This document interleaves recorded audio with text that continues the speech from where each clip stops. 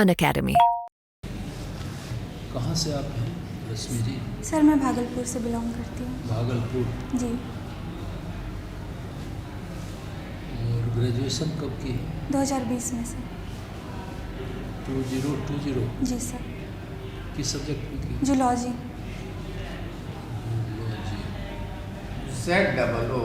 Zoology. जी sir. Zoology. और optional क्या था आपका इसमें? Hindi literature sir. प्रेफरेंस क्या दी है? पहला सर BAS है और दूसरा BPA बिहार पुलिस सर्विस। दूसरा बिहार पुलिस सर्विस। BPS। जी सर।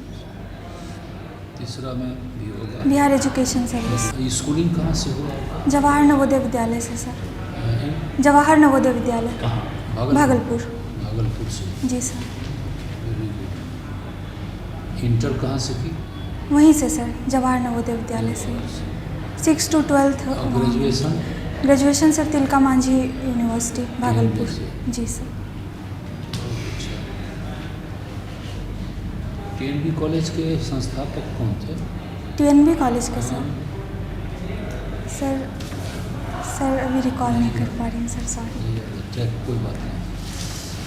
भागलपुर का स्वतंत्रता आंदोलन में नेशनल मूवमेंट जी सर। पड़ी हुई, उसमें बहुत ही प्रसिद्ध लोग हुए। जी सर। काफ़ी क्रांतिकारी थे जी। जिले से। जी सर। नाम बता सकते हैं? सर सबसे पहले तो जो आदिवासी आंदोलन में एक प्रमुख केंद्र है भागलपुर, उसमें सबसे पहले तिलका मांझी का नाम आता है। तिलका मांझी। जी सर। और उसके बाद फिर सर संथाल विद्रोह का भी केंद्र रहा है भागलपुर, तो उसमें सिद्धू कान्हो, चांद भैरव ये लोग सब सर वहीं से थे। फिर उसके बाद हम अगर 1857 के बाद जब हम देखते हैं तो ये दीप नारायण सिंह सर, उनका योगदान भी रहा है वहाँ से। दीप नारायण सिंह। जी सर। TNB कॉलेज में भी उनका योगदान है। हाँ सर। जी सर। और घंटाघर भी सर उन्हीं के नाम पे है वहाँ। घंटाघर है एक भागलपुर में। जी सर, दीप नारायण सर की स्मृति में ही बनाया गया है। वाइफ भी बहुत पढ़ी लिखी थी। जी सर, उनका भी योगदान रहा है सर। उनका भी, हाँ। जी। 2-3 भाषा बिल्कुल ठीक। उसके बाद सर उसके बाद तो जयप्रकाश नारायण से अटैच थे वहाँ के एक व्यक्ति सर जो 11 अगस्त को जो भारत छोड़ो आंदोलन के समय जो शहीद हुए थे, 7 शहीद, उसमें से भी एक थे सर, नाम मैं रिकॉल नहीं कर पा रही हूँ अभी, वहाँ के भागलपुर के भी एक थे। पर भागलपुर के नहीं थे, बांका के थे सर। बांका के भी नहीं थे, बांका के होंगे और लोग क्रांतिकारी जगह। जी सर। सुल्तानगंज के थे। जी सर, भागलपुर में ही। सियाराम सिंह। हाँ जी sir, thank you sir, Siyaram sir. काफ़ी। जी, वो सविनय अवज्ञा में भी उनका योगदान हाँ, है। हाँ। जी। सियाराम दल की स्थापना की थी। 42। हाँ 42 में। भारत छोड़ो आंदोलन। हाँ भारत छोड़ो आंदोलन। और एक उनके साथ थे कटिहार के भी काफ़ी नामी किरण। तो नेशनल मूवमेंट में आप बताइए, गांधी जी चंपारण आए। जी सर। गांधी जी का भी बहुत नाम हुआ जी। चंपारण आने में, उन्होंने जो कार्य किया, चंपारण का भी बहुत। जी। किस वजह से, क्या करने आए थे, कौन उनको बुलाया था? सर बेसिकली गांधी जी को जो चंपारण में जो उस टाइम नील की खेती करवाई जा रही थी किसानों से, तो किसानों की नील की खेती की वजह से वो किसानों को बहुत ही समस्या हो रही थी। तो लखनऊ अधिवेशन 1916 में गांधी जी को रामचंद्र शुक्ल थे जो चंपारण के ही थे, वो भी एक किसान थे, तो उन्होंने गांधी जी को आमंत्रित किया चंपारण में आकर किसानों की समस्या सुनने और उनका कुछ हल निकालने के लिए। तो उन्हीं के अनुरोध पे सर गांधी जी चंपारण आए थे, और उसके बाद जो चंपारण सत्याग्रह है उसमें उनका योगदान रहा था। उसमें 3 कठिया क्या था? 3 कठिया सिस्टम? जी सर, 3 कठिया सिस्टम था कि सर जो ज़मीन के 3/20 हिस्से पर नील की खेती करना अनिवार्य कर दी गई थी किसानों के लिए, उस पर वो और कोई खेती नहीं कर सकते थे। तो इससे उन्हें बहुत मतलब नील की खेती का रिपोर्केशन बहुत झेलना पड़ रहा था उन्हें, फिर लगान की दर भी बहुत हाई थी, तो इस वजह से सर। बगल में आपका एग्रीकल्चरल कॉलेज भी है? जी सर, बिहार कृषि किस विश्वविद्यालय। लिए प्रसिद्ध है? उसमें कई चीज़ों में वहाँ लोगों ने प्रयोग किया है, जी सर। सफल प्रयोग किया है। जी सर। आप जानते हैं?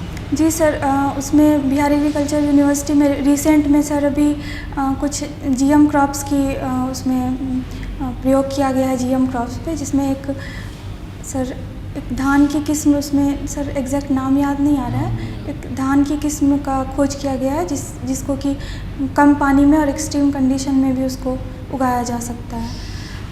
जूलॉजी आप पढ़ी है ना? जी सर। हिंदी में क्या कहते हैं उसको? प्राणी विज्ञान सर। प्राणी विज्ञान। जी।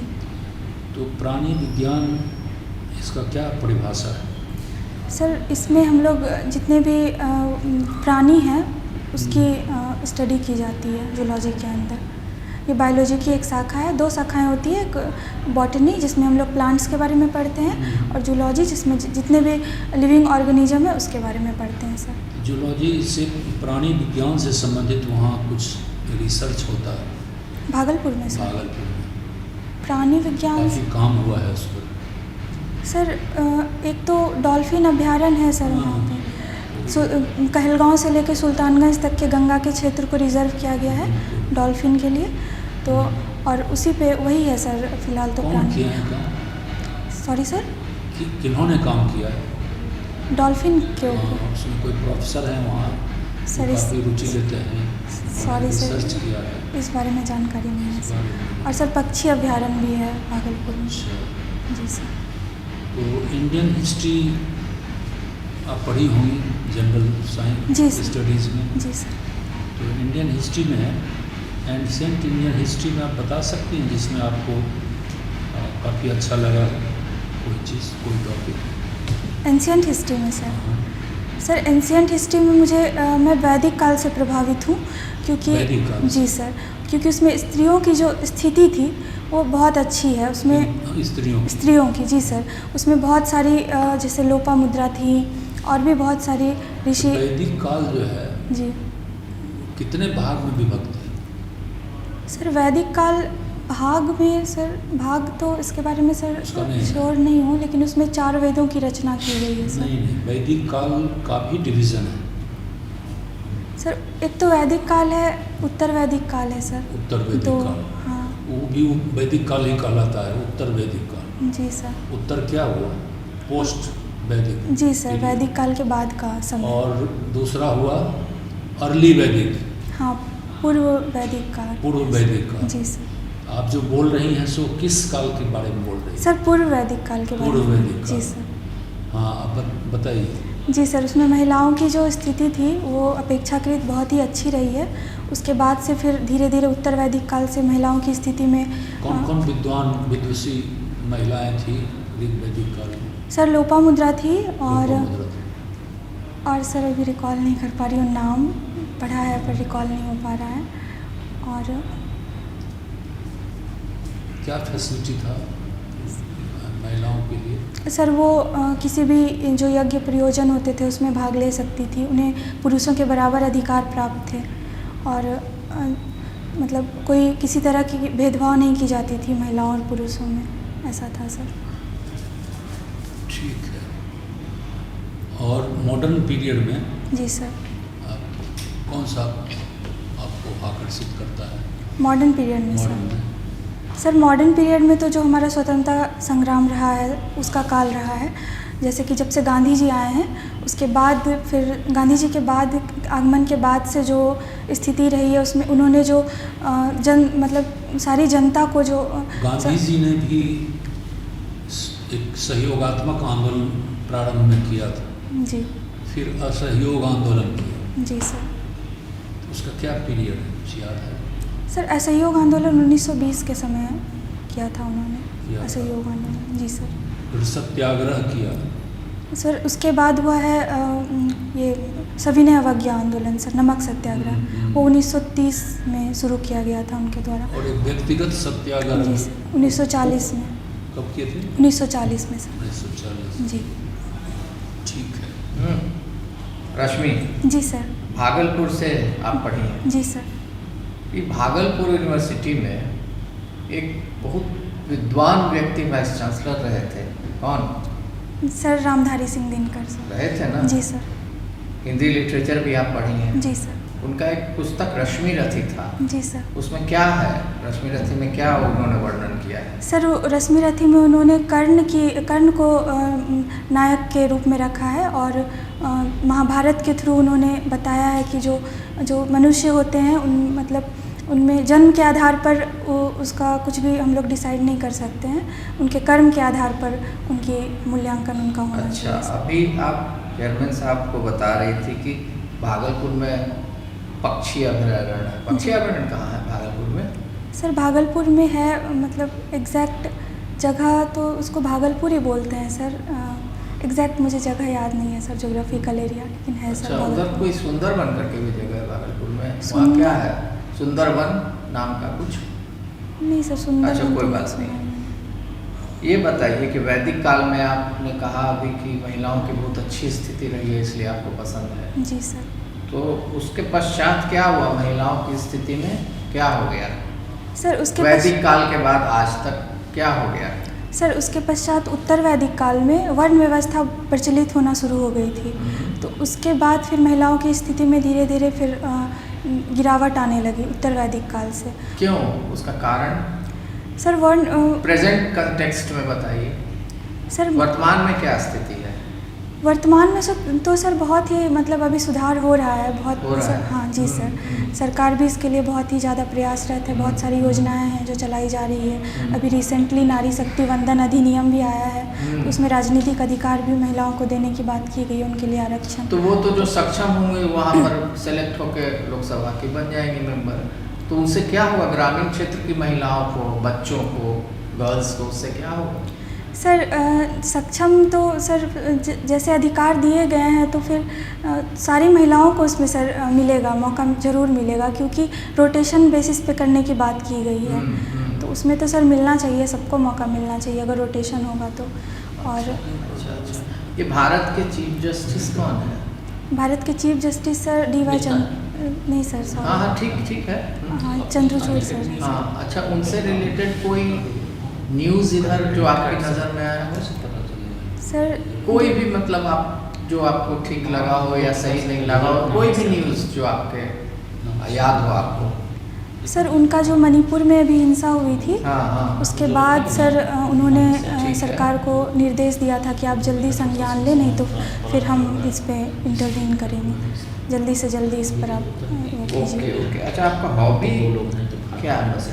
सर मुझे वेब सीरीज़ देखना पसंद है।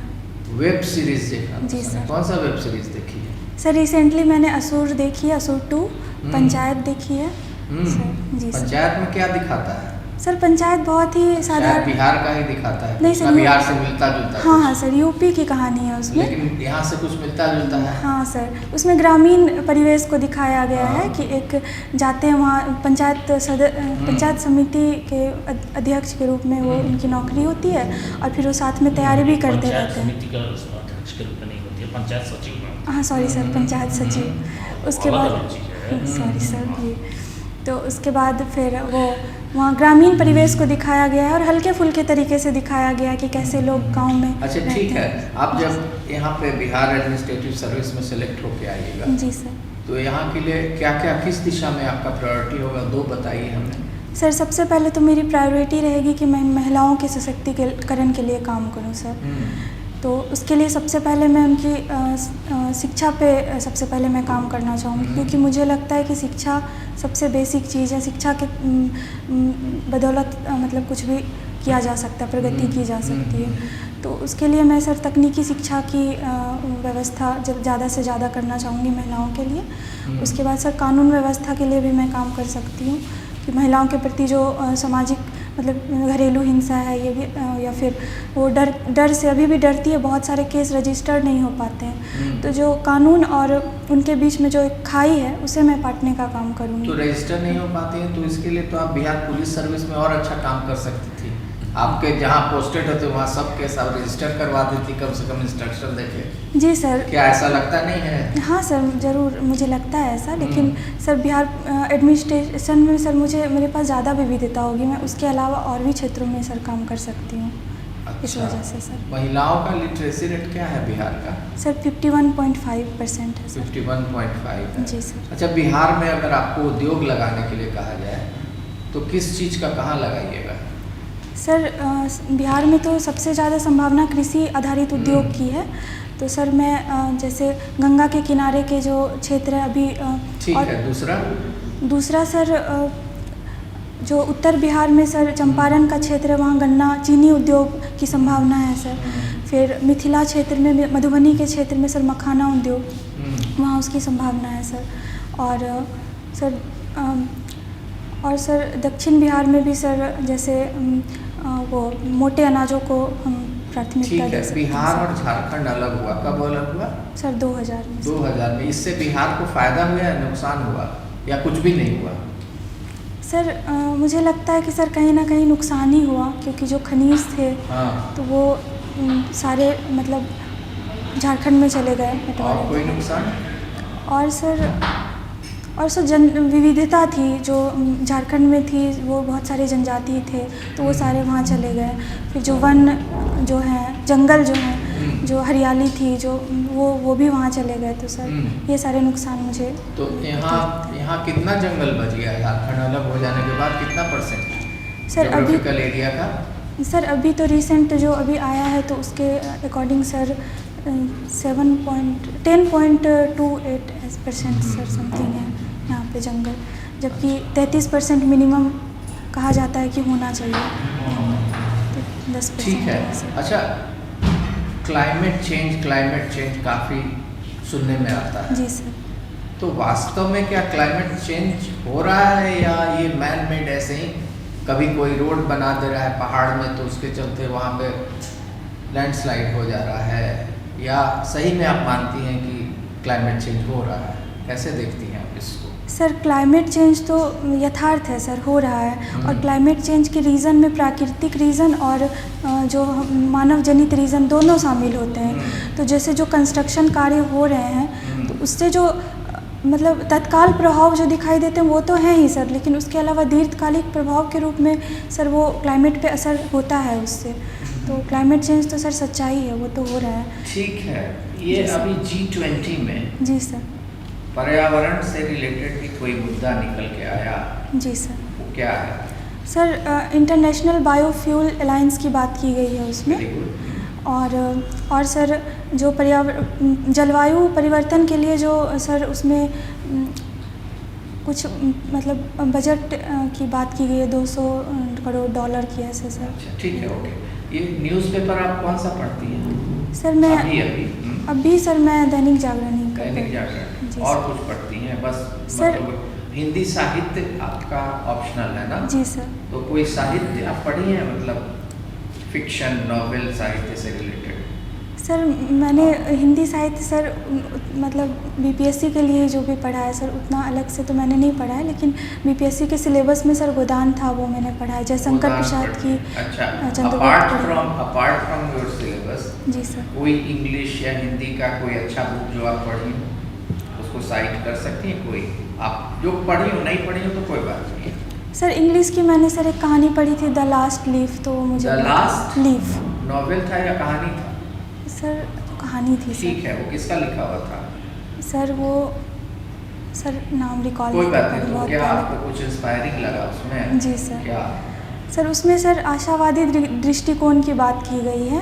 उसमें एक कहानी है एक लड़की की जो कुछ बीमारी से ग्रसित होती है और उसके बाहर एक पेड़ होता है, उस पर एक पत्ता होता है, तो वो उसके मन में ये चीज़ बैठ जाता है कि ये पत्ता, आखिरी पत्ता जिस दिन गिरेगा उस दिन मेरी जान निकल जाएगी।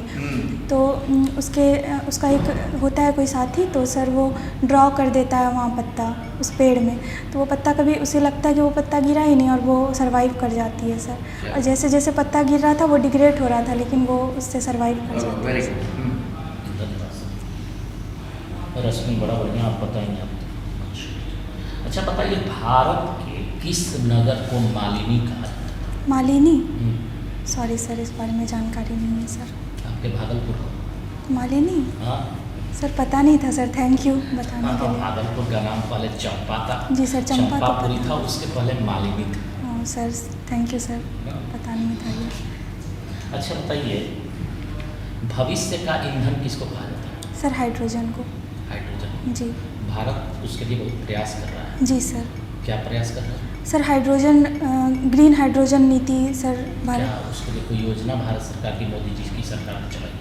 सर योजना हाइड्रोजन नीति है सर, उसके अंतर्गत 2030 तक हाँ, राष्ट्रीय हाइड्रोजन मिशन, हाँ राष्ट्रीय हाइड्रोजन नेशनल हाइड्रोजन मिशन चलाया जा रहा जी है। सर। उसका टाइम तो कब तक है? 2030 तक। 30 तक है। जी सर। 2047 तक, भारत की आज़ादी के 100वें वर्ष तक में वो जो है आप हाइड्रोजन में न केवल आत्मनिर्भर होंगे, विश्व की सबसे बड़े निर्यातक होंगे।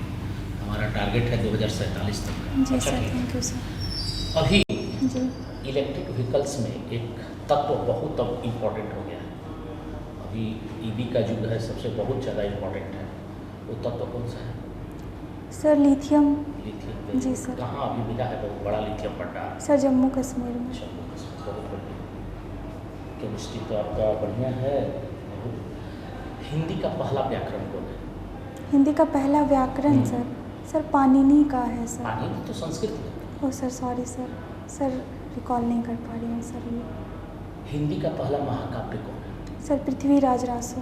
पृथ्वीराज रासो। क्यों महाकाव्य कहा जाता है उसको? सर क्योंकि उसमें पृथ्वीराज रासो में सर वीर रस की प्रधानता है, और जो पृथ्वीराज इससे मतलब क्या है? महाकाव्य से और वीर रस से क्या मतलब? नहीं सर, महाकाव्य इसलिए कहा जाता है क्योंकि सर वो मतलब जो पृथ्वीराज की जो पूरी जर्नी उसमें दिखाई गई है। नहीं, उससे नहीं। महाकाव्य तो एक जो है वो एक टेक्निक है ना। जी सर। कुछ शर्तें हैं जिनके कारण महाकाव्य कहा जाता है। कौन सी शर्तें होती हैं? सर अभी रिकॉल नहीं कर पा रही हूँ, सॉरी सर।